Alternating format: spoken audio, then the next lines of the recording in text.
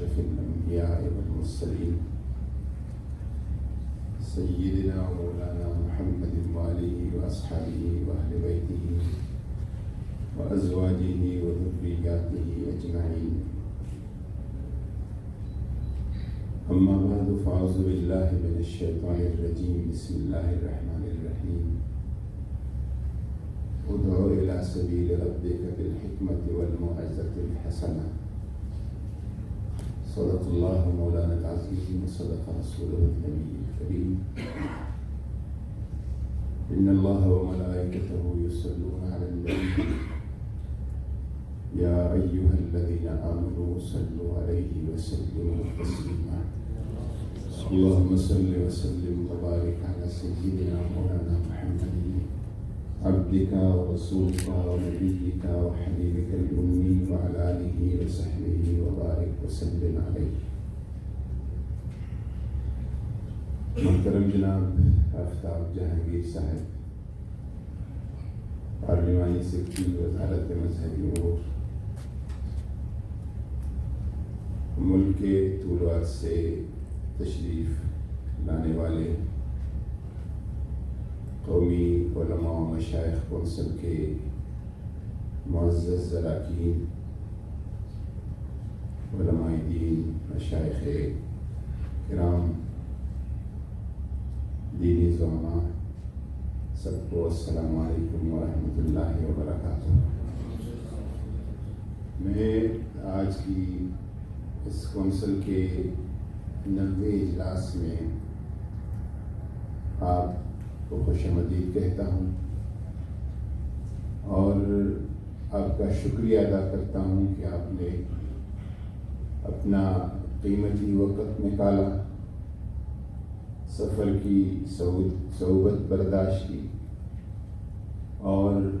آپ میں سے بیشتر وہ لوگ ہیں جن سے لوگ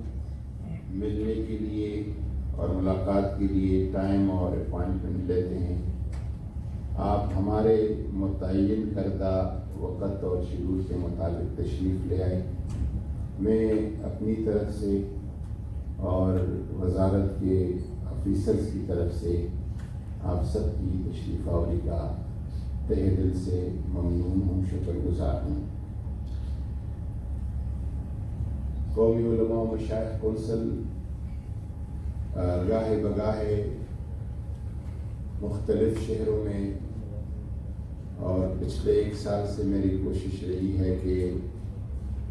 لاہور میں، کراچی میں، کوئٹہ میں، پشاور میں، تمام پروونشل کیپٹلز میں اور گلگت بلتستان میں ہماری کم از کم 2-3 مہینے میں ایک نشست اس حوالے سے ہو، یہ ایک فکری نشست ہو، اور جو سلگتے موضوعات ہیں اس معاشرے کے، اس سوسائٹی کے، اس ملک کے، اس حوالے سے ہم اپنی آراء ایک دوسرے سے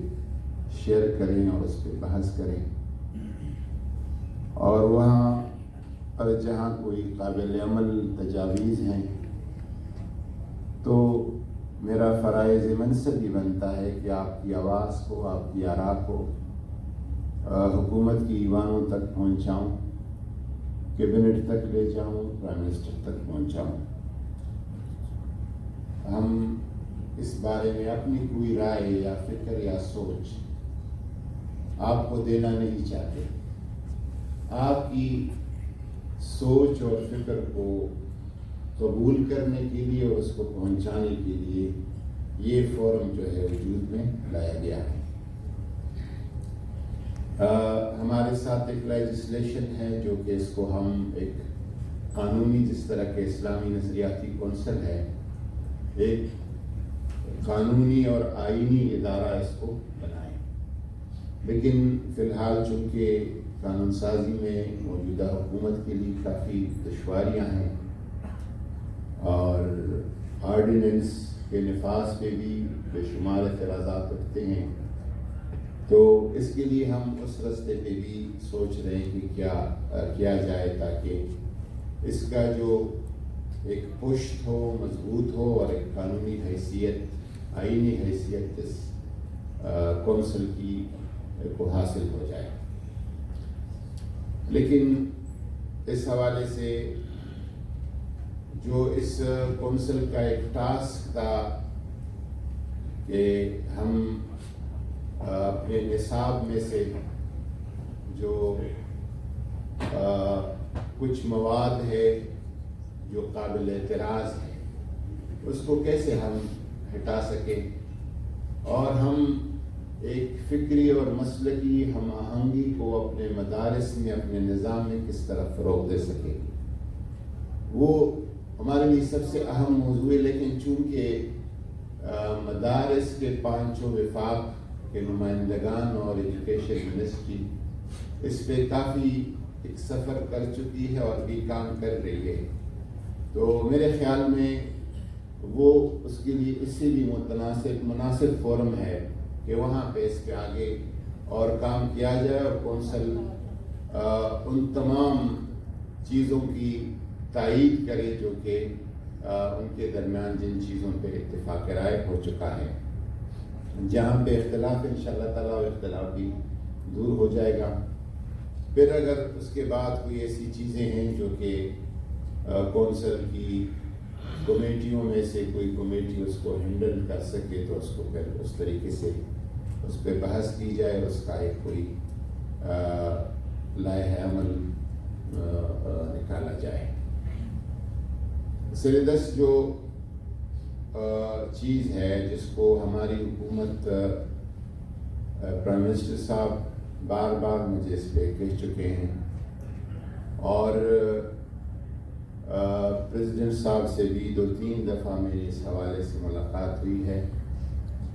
اور ہم قریب فروری کے اوائل میں ہم نے پریزیڈنٹ صاحب کے ساتھ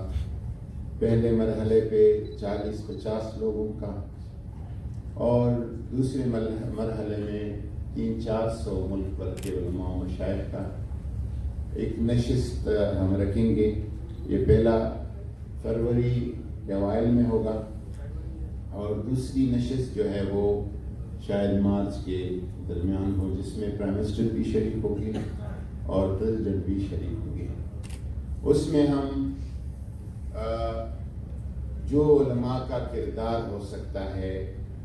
اور وارثان منبر و محراب کا کردار ہو سکتا ہے معاشرے کی اصلاح کے لیے اور خصوصاً وراثت کے قوانین سے متعلق اگر ان قوانین میں کوئی سقم ہے تو اس سقم کو کیسے دور کیا جا سکتا ہے اور اگر کوئی سقم نہیں ہے تو اس پر عمل کیسے کیا جا سکتا ہے اور اس کو اس کے لیے اویئرنیس اور آگاہی کا پیغام منبر و محراب سے کس طرح ملا جا سکتا ہے۔ اس طرح ائمہ اور خطباء کے لیے ایک تربیتی نظام کی ضرورت ہے۔ اس ملک میں تمام ممالک اس طرف جا چکے ہیں۔ اسلامی دنیا میں ائمہ اور خطباء کا ایک تربیتی کورس ہوتا ہے اور اس سے گزر کے اس پہ بھی ہم اس پہ بحث کرنا چاہتے ہیں جو کہ پریزیڈنٹ اور پرائم منسٹر لیول کے ہمارے فروری اور مارچ میں ہونے والے اجتماع ہیں۔ ماحولیات کے حوالے سے، صفائی کے حوالے سے اور جو پرائم منسٹر صاحب کا پروگرام ہے کلین اینڈ گرین پاکستان، اس حوالے سے علماء اور مشائخ کیا کردار ادا کر سکتے ہیں۔ بہبود آبادی کے حوالے سے کہ خاص کر زچہ اور بچہ کی صحت کے حوالے سے کوئی ایسی چیزیں جس کو ہم اسلامی اور دینی فکر اور نقطہ نظر سے اس میں ہم کوئی اپنا حصہ ڈال سکے، اس پہ بھی ہم بات کریں گے۔ ٹریفک اور روزمرہ کے جو مسائل اور قوانین ہیں اس پر عمل درآمد کے لیے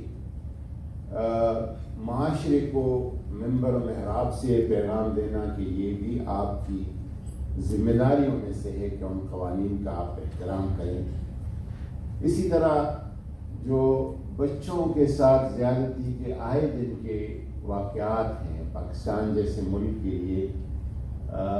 شرم کی بات ہے، جہاں پر اسلام کی ہم بات کرتے ہیں، جہاں ہم دین کی بات کرتے ہیں، جہاں ہم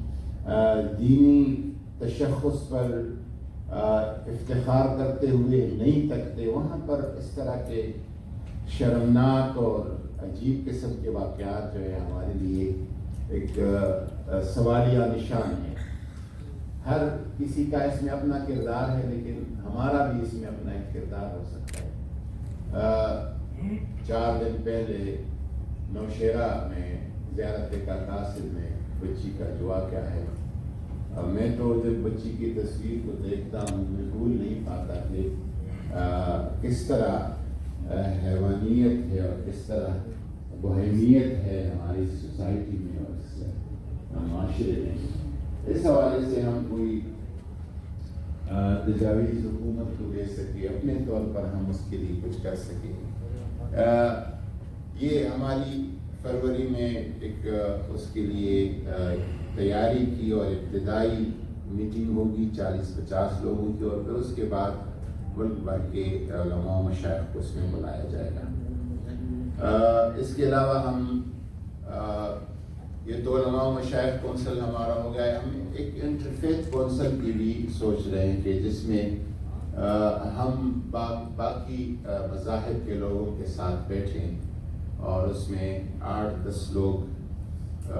تمام صوبوں کی، تمام مسالک کی، تمام ایریاز کی اس میں نمائندگی ہو، ہمارے مسلمانوں کی طرف سے ہو، اور 3-3 4-4 لوگ جو ہے باقی جو پاکستان میں بسنے والے اقلیتیں ہیں ان کی طرف سے ہو۔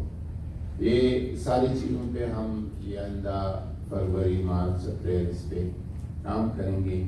آج کے اس کا کانفرنس کا ایک جو رات کو اسٹیئرنگ کمیٹی نے ایجنڈا متعین کیا ہے وہ تو ہے، وہ آپ کو شاہد صاحب ہمارے بی جی بیان کریں گے، لیکن یہ وہ اضافی چیزیں ہیں جس کو ہم نے آئندہ 1-2-3 مہینے میں اس میں ہائی لیول پہ فیصلے کرنے ہیں۔ اگر کہیں قانون سازی کی ضرورت ہے، قانون سازی کی طرف جانا ہے۔ میں ایک دفعہ پھر آپ کی آمد کا، آپ کی تشریف آوری کا شکریہ ادا کرتا ہوں۔ میں آپ سے صرف یہ گزارش کروں گا کہ چونکہ 1 روز کا اور محدود ٹائم کا ہماری نشست ہوتی ہے، تو کوشش کریں کہ